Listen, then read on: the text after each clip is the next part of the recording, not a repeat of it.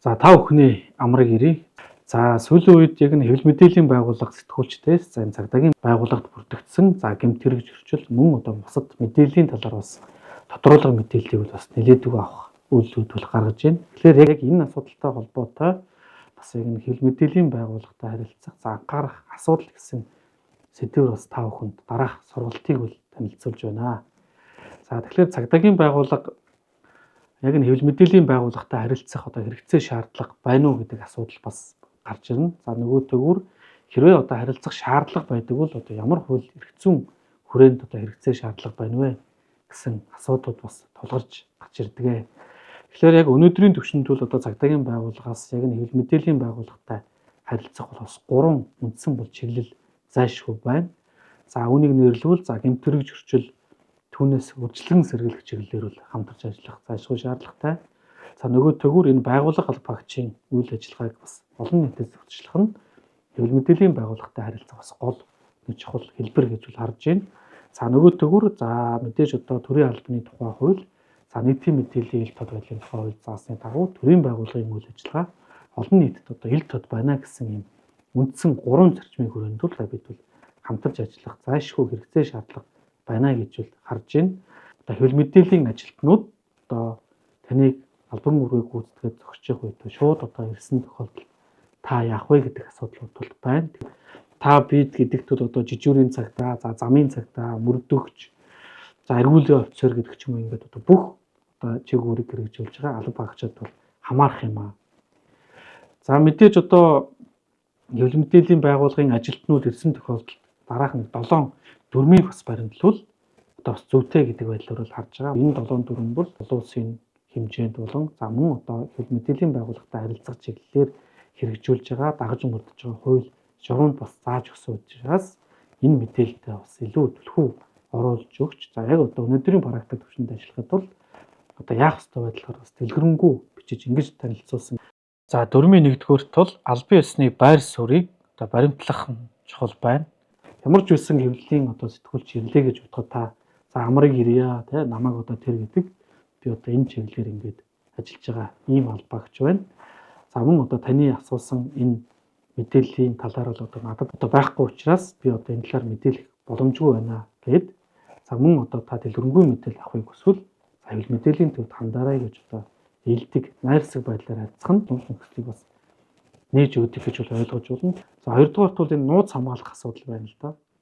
Тэгэхээр яг сүүлийн үед цагдаагийн байгууллагын одоо зарим албаагчдаас одоо шууд хэвлэл мэдээллийн байгууллагын ажилтнууд очсон тохиолдолд нөхцөл байдлын талаар шууд ярих, мэдээлэх ийм асуудлууд бол бас байгаа. Одоо тухайн төр сэтгүүлчийн асуусан одоо мэдээллийн талаар хэрэг мэдчиж болно. Тийм байгаа бол та бас яг энэ талаараа мөрдөн шалгах ажиллагааны талаар мөн одоо хувь хүний нууцтай холбоотой асуудлын талаар бас огт ярихгүй байх нь бас зүйтэй шүү.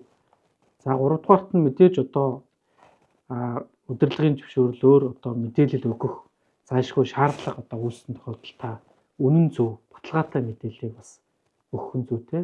За дараагийн дугаарт бол энэ хэл яриа, хандлага, за 50 хүлээцтэй хандах асуудал бол маш чухал байгаа. Тэгэхээр хэвлэл мэдээллийн байгууллагын ажилтан ирээд одоо танаас мэдээлэл тодруулсан тохиолдолд за 50 хүндэтгэлтэй, за мөн одоо төвийг сагсан байх, за мөн одоо сэтгэл хөдлөлөөр тэр асуусан асуултанд нь хариулахгүй байх, мөн одоо үйлдэл үг яриагаа цэгнээд одоо сэтгүүлчтэй маргалдахгүй байх нь бол одоо бас хамгийн том чухал далхмуудын нэг. За мөн одоо 5 дугаар сошиал өвчнөд хандах анхаарах асуудлууд бол байна. Энэ юу вэ гэхээр бүхэн үргээ хэрэгжүүлэх явцдаа олж мэдсэн мэдээллийн талаар бас өөрийнхөө захин маягтаа одоо байршуулж болохгүй гэсэн ийм утгаар бол оруулсан.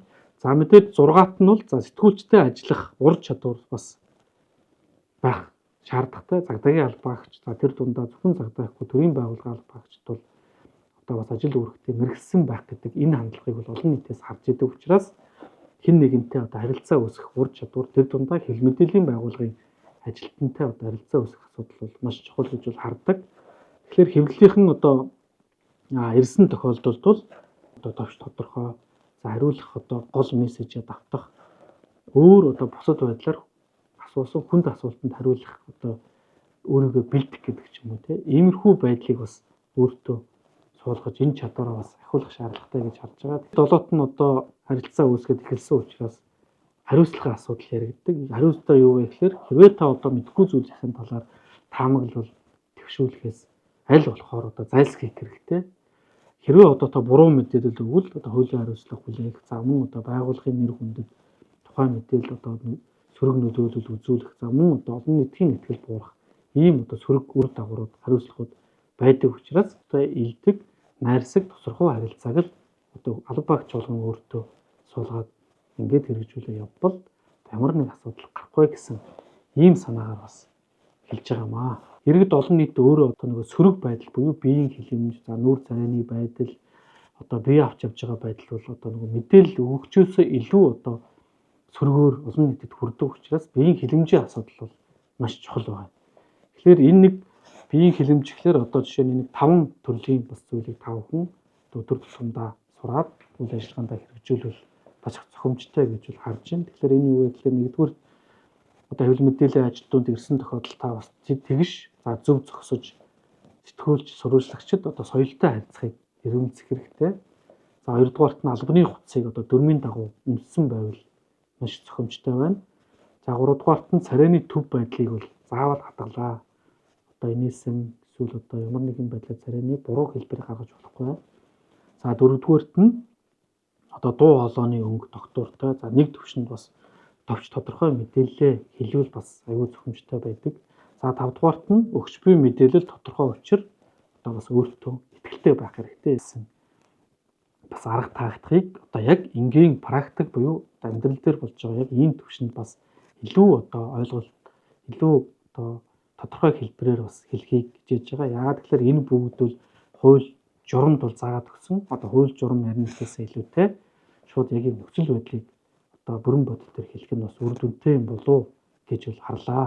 За тэгэхээр ийм байна. Тэгэхээр одоо хэдүүлээ бас нэг бичлэг үзээ. Яг энэ бичлэгт бол яг одоо бид нар цагдаагийн одоо анги нэгждэр яг үүрэг гүйцэтгэхэд ингээ ажиллаад байж байгаа албаа багш нар тэр хэвлэл мэдээллийн байгууллагын ажилтнууд одоо шууд ингээ явж орж байгаа нөхцөл байдлын талаар бол бичсэн. Тэгэхээр энэ бичлэгийг хэдүүлээ үзээд дараа нь одоо алдаа дутагдал нь юу вэ? Юуг энийг орхидуулсан байна гэдэг талаараас эргээд ярилцъя. Мэдээлэл авах гэдэг. Та нөгөө нэг одоо яг нөгөө харьяагийн газар байгаа шүү дээ. За. Одоо яг зам гараад ичээ гэж байгаа. Тинчээ очиод үүдээр нь ороод хэл мэдээллийн төвийн ажилтнтай уулзъя. Ийм шууд явж байгаа шүү. Тайлбар мэдүүлэг ямар нэг байдлаар үйл. Албаны урьдчилан зэрэг хэлцээс л яг нэгдсэн мэдээлэл өгдөг байхгүй. Хэрэг нь бол гэхдээ танаа дээр шалгагдаж байгаа шүү дээ. Зөрчил хэрэг биш шүү дээ. Зөрчил байхгүй. Зөрчилөөр манаа дээр шалгаж байгаа. Гэтэ тэр яг тухайн үед гишүүн байсан ч юм байгаач юм тэр биесээ мэдэхгүй. Гишүүнгүй байсан л гэж. Тэгээд стат манай хоёр тэгэхээр албахаагч ажилтан миний бие бол эрх бүхий субъект нь биш. Интернет ашиглаж чаддаг бол таалаад авчих заа. би чинь талаашлагаагүй шүү дээ. тийм. Энэ талаар дуудлага мэдээлэл нь ер нь хэдэн цагт орж ирсэн юм бэ? За тэрийг нь одоо сайн мэдгүй л яг хариуцсан мөрдөгч нь өөр мөрдөгч тэр л байгаа. Төвшин төгөлдөр тэр юм лөө. Тий. Тэгэхээр юу юм? Өөр одоо холбогдохын талаар дэлгүүргэн мэдээлэл. Тий, дэлгүүргэн мэдээлэл байгаа. Төвшин төгөл одоо халах төслийг төвшин төгөлдөр гэдэг. Тэр үнээс л асуувал. За би залгаад асуугаад үзье за. Манагаас мэдээлэл авахгүй шүү дээ. Хаанаас өгөх вэ? Сүхбаатар юу авахгүй. Чингэлтэй дөрөв авахгүй. Танах чингэлтэй дүүрэг юм уу те? Скватер дүүрэгтэйгээ одоо холбоод өгөх юу нь боломж байгаа юу? Очиж асууж. Тэр талаар Та тээврийн цагдаад үнэ юу гэдэг чинь хэл мэдээлэл тийм тэндээс очиад авна да. холбоод өгөх боломж байгаа юу? За өстой байхгүй те. Одоо та нар одоо ингэ нэг үүрэг гүйцэтгэж тэгэхээр тэр хаваар одоо бас мэдээлэл байхгүй гэсэн үг үү? Байхгүй. Бид нар чинь энэ удаа л гарч байгаа. Сая үл хэдүүлээ яг энэ одоо манайхнаас гаргаж байгаа алдаа дутагдлын талаар бол бас харлаа шүү дээ тий. Тэгэхээр нөгөө хэл мэдээллийн байгууллагын ажилтнууд ороод ирж байгаа тохиолдолд бид бас нөгөө царайны биеийн хилэмжийн асуудлын дээр маш одоо дутагдaltaй харагдчихээн. Манай жижүүрийн ахлах ороод ирэхэд тэр зогсож байгаа харилцаа, жижүүрийн цагдаагийн дээр утсаа оролдож байгаа, команда гараа идсэн байдал.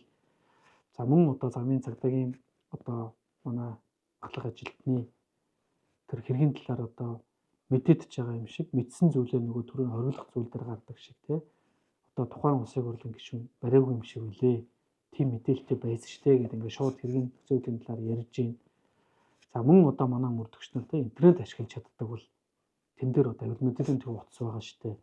би бол одоо мэдээлэл өгөх субъект биш гэж ярьж байна. Мөн одоо тухайн хэрэг мэдээлэл асуухаар манай одоо тэр албаагч тэр байгаа штэ гэж албаагчид нэр хэлж гин.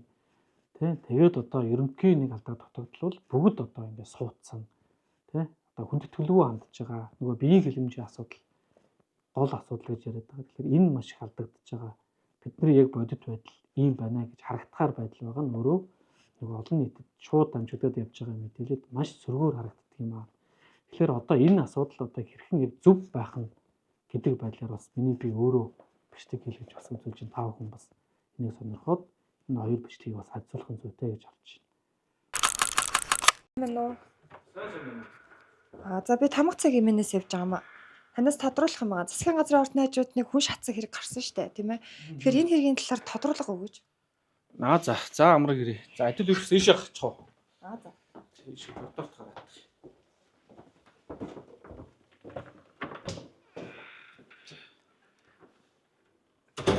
Ханаас явж байгаа даа. Тамга цаг юм. За таны бичиг хүрээнд байгаа юу? Байгаа. За би Сүхбаатар дүүргийн цагдаагийн хэлтсийн мөрдөгч. За цагдаагийн өшөж баяр хэлэх гэж хүн байна. За дээрх мэдээлэлтэй холбоотой хэрэгтэй холбоотой асуудал бол яг одоогоор надад байхгүй байна. За би бас яг энэ мэдээллийн талаар тодорхой тодруулах өгөх хэрэг бүхий албал тушаалтан бол биш байна. Тэгэхээр та бүхнийг бас яг энэ чиглэлээрээ илүү одоо төлөвлөмжийн мэдээлэл авахыг хүсвэл за цагдаагийн ерөнхий газрын хэвлэл мэдээллийн төвд бас хандах шаардлагатай байгаа. Тэгэхээр яг одоо шаардлагатайг бол би бас холбогдох дараа удирдлагатай бас энэ асуудлыг танилцуулаад өгч болж байна. Яг нь хэвлэл мэдээллийн байгууллагатай харилцахад тэгвэл цагдаагийн байгууллага өнөөдөр ямар эрх зүйн актыг үйл ажиллагаанд хэрэгжүүлж байгаа вэ гэдэг асуудал чухал байна. Цагдаагийн байгууллагаас яг нь хэвлэл мэдээллийн байгууллагатай харилцах буюу үйл ажиллагааны журам 212-ийг үйл ажиллагаанд хэрэгжүүлээд ажиллаж байна. Тэгэхээр энэ журам дээр бол мэдээж журмын зорилго байх ёстой. За хэвлэл мэдээллийн одоо байгууллага ажилтны мэдээлэл авах эрхийг бид нэр хангаж явах ёстой. За нөгөө төгөр одоо гэмт хэрэг зөрчлийн талаар одоо бид бас мэдээлэх ёстой юм байна. За дөрөвт нь мэдээлэл өгөхдөө юуг анхаарах вэ гэдэг асуудлуудын талаар энэ журам зааж өгсөн. Мөн одоо байгууллагын үйл ажиллагааг зохицуулах чиглэлээр хэвлэл мэдээллийн байгууллагад мэдээлэл өгөхдөө бас бид юуг анхаарах вэ? За 6-т нь энэ байгууллагын захим сайт буюу одоо энэ захим хуудас ашиглалтын талаар бас тухайн журамд бол зааж өгсөн. За мөн одоо мэдээлэл өгөхдөө үйл ажиллагаатай холбоотой зааснаас гадна мэдээлэл өгөхдөө анхаарах буюу хориглох асуудлын талаар бас журамд оруулж өгсөн. За ингээд бусад хэлбэрээр гээд нийт энэ журамд бол бас 8 төрлийн агуулгыг бол тусаж өгсөн байна. За энэ журмын бас гол одоо та бүхэнд хэлэх анхааруулах заалт бол одоо та анги байгууллага дээрээ одоо ямар мэдээллүүдийг өгч болох вэ гэхээр байгууллагын үйл ажиллагаатай холбоотой мэдээлэл өгч болж байна. За нөгөөтэйгүр гэмт хэрэг зөрчлөөс үржилсэн сэргийлэх сэрэмжлүүлэг байдлаар мэдээлэл өгч болж байна. Мөн одоо хууль сурталчлах чиглэлээр мэдээлэл өгч болох энэ зохицуултыг бол энэ журмалж өгсөн. За харин одоо энэ прокурорын зөвшөөрснөөр түүний бололцоотой гэж үзсэн хэмжээгээр нийтэд мэдээлж болох ийм зохицуулт байна. Тэгэхээр бас бүх зүйлийн талаар бас мэдээлж болохгүй нэ. Прокурорын байгууллагаас зөвшөөрөл авна гэсэн агуулга бол энд байна. За дараагийн заалт бол за гэмтэргийн мэдээллийг мэдээлэх тохиолдолд цагдаагийн төв байгууллагын хэвлэл мэдээлэл хариуцсан нэгжид тухай бүр мэдэгдэж за хэргийн талаар тэргүүн дэд дарга танилцуулан чиглэл авч хариуг нэн даруй өгнө гэсэн зохицуулт байна. Харин одоо гэмтэргийн шинжтэй болон за одоо бусад шаардлагатай мэдээллийг үл зөвхөн хэвлэл мэдээллийн төвийн эрх бүхий албан тушаалтан өгөх ийм л зохицуулттай байна. За нөгөөтэйгүр байгууллагын одоо үйл ажиллагааг сутачлах за гэмт хэрэг зөрчлөөс үржилсэн сэргийлэх мэдээлэл түгээх зорилгоор одоо та бүхэн анги байгууллага дээрээ хэвлэл мэдээллийн байгууллагатай одоо хамтран ажиллах тохиолдол гарвал одоо хэвлэл мэдээллийн төв буюу одоогор хэвлэл мэдээлэл олон нийтэд харилцах хэлтээс бүртгүүлээд мэдэгдээд ингээд одоо хамтарч ажиллах асуудыг бас хэрэгжүүлдэг ийм журмтай байгаа. За мэдээлэл бол одоо сургалт маань бас ингээд дуусж байна. Тэгэхээр яг гол одоо дахиад анхааруулад эцэст нь хэлэхэд бол одоо хэвлэл мэдээллийн байгууллагын ямар ч ажилтан одоо ямар ч манай албаагчтай гэсэн тохиолдолд та яг одоо эрх бүхий мэдээлэх албаагч биш л бол одоо нэр цолоо хэлээд өөрийгөө танилцуулаад за хэрэгжүүлж байгаа ажлынхаа талаар давш дурдаад ингээд одоо асуусан мэдээлэл надад байхгүй учраас та дэлгэнгүй мэдээллийг хэвлэл мэдээллийн төвөөс аваарай гэсэн энэ үгнүүдэд энэ арга барилаар таагдаг бас бүх албаагч нар одоо өөртөө бий болгож сурах зайлшгүй шаардлагатай байна гэдгийг бас эцэст нь дахин одоо давтаж хэлье. Баярлалаа.